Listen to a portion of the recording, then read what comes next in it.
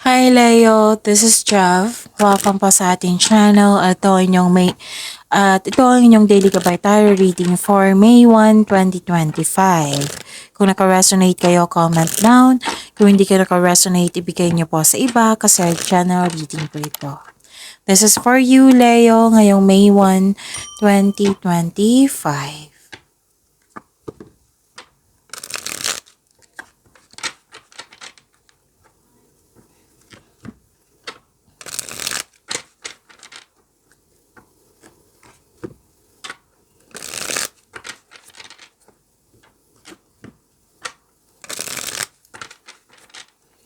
Para po ito sa inyo, Leo, ngayong May 1, 2025.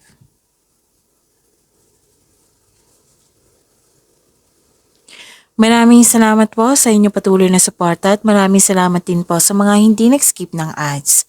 Gamitin ang reading na ito bilang gabayan lamang sa mga hindi pa nag-subscribe. Subscribe na po kayo at click bell notification para malaman nyo na may bago tayong video. Para sa mga gusto magpa-reading po, may lumabas dyan sa screen nyo ngayon. Panoorin nyo po at sundin ng instruction. Spirits Guide, mga ganap pa para kay Leo ngayong May 1, 2025. I need 3 cards po.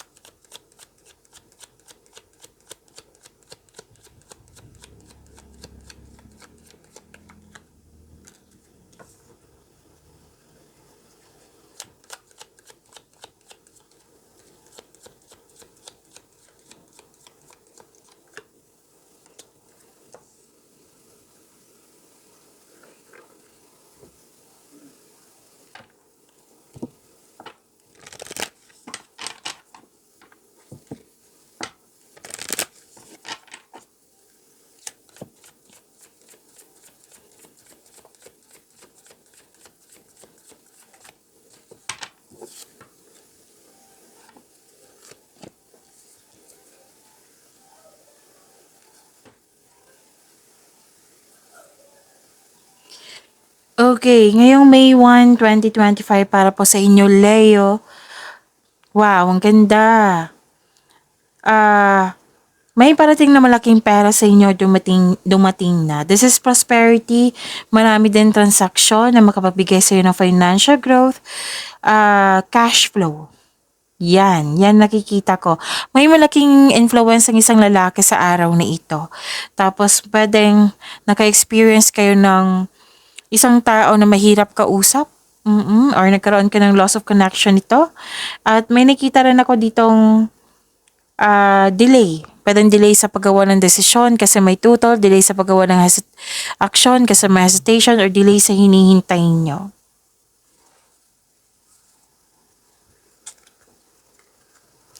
So this is celebration. Let go and have fun. And wow, this is moving forward. Moving forward, get ready for positive change. So claim nyo to, celebration and positive change. Ang ganda.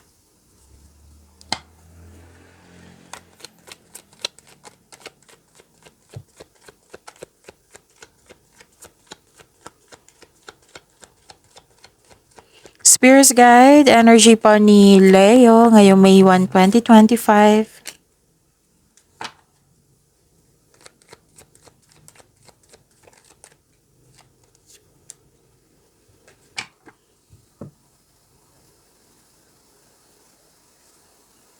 Kung may narinig kayo or may nakita kayong repeating message, like for example, nanood kayo sa isang video natin, like for example, yung uploaded 3 videos nyo tungkol sa inyong May 2025 starting April 28 and 29.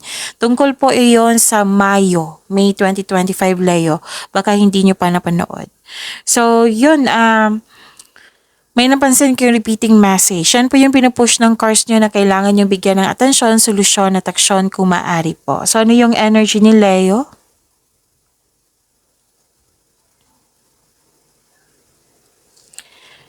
Okay. Overwhelm, burdens. Pero matatapos nyo rin to kasi may nakita kong completion of cycle.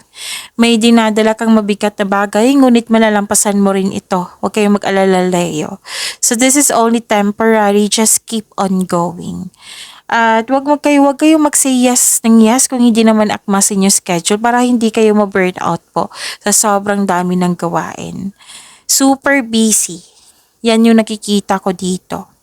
Sa buhay, relasyon ba, sa love life ba ito, sa career and money, basta nakita ko dito super busy. So iwasan nyo sanang ma-burn out. Okay? Kung ask for help kung kailangan po para hindi mo dala lahat yung gawain po. Pero nakikita ko dito habang ginagawa mo ito, habang tinatapos mo ito, nag-iisip ka ng mag-rest ako. After nito, mag-rest talaga ako.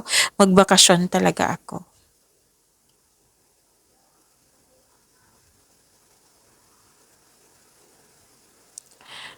At may concern kayo sa materialistic.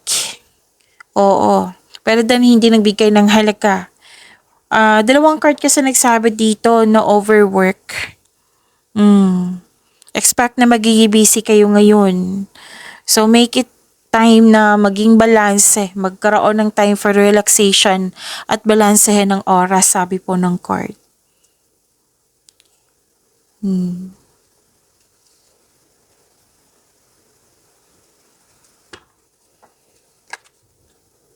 Okay, so dalawa na ito, lumabas agad.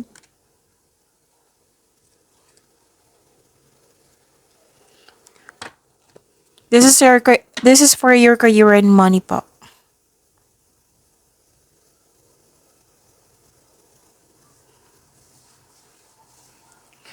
Huwag kayong mag-give up. Okay? Kailangan nyo ng habaan ng pasensya nyo kasi nakita ko dito naging impatient kayo sa isang tao or sa isang bagay. Yun nga, yung concern nyo na mahirap kausap, pati kasag ulon dito sa Oracle cards nyo at dito rin sa Tarot cards nyo, nag-clarify po. Pero kahit ano yan, huwag kayong magsumuko, sabi po ng card. May humingi na attention sa inyo dito, oh.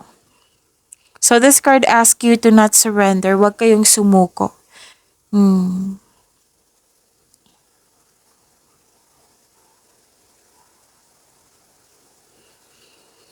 And, this is blessings, ideas.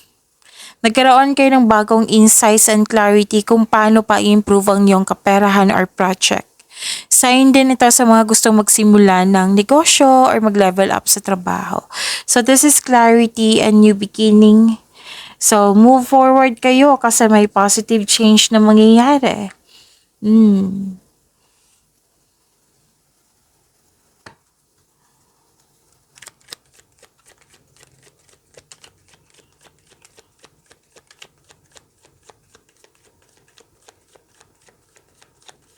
Spirit guide, love life, self-love, partnership, and romance ni Leo.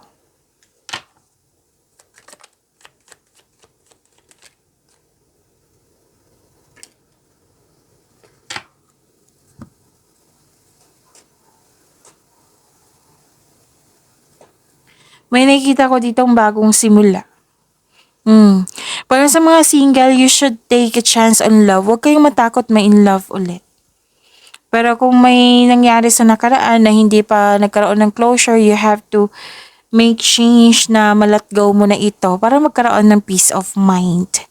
Sa mga relasyon sa buhay mag-asawa, mukhang may tampuhan kayo the other day. So, ang advice ng card nyo dito, leave the past behind.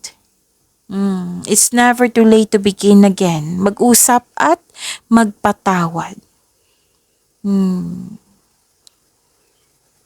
So this is freedom, this is new beginning, this is new journey, this is potential. Yung mga ginagawa nyo may potential.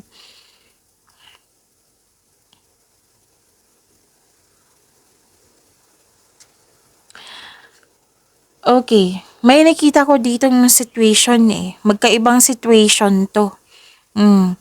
Pwedeng may concern sa tutol sa inyong desisyon or concern ito sa third party.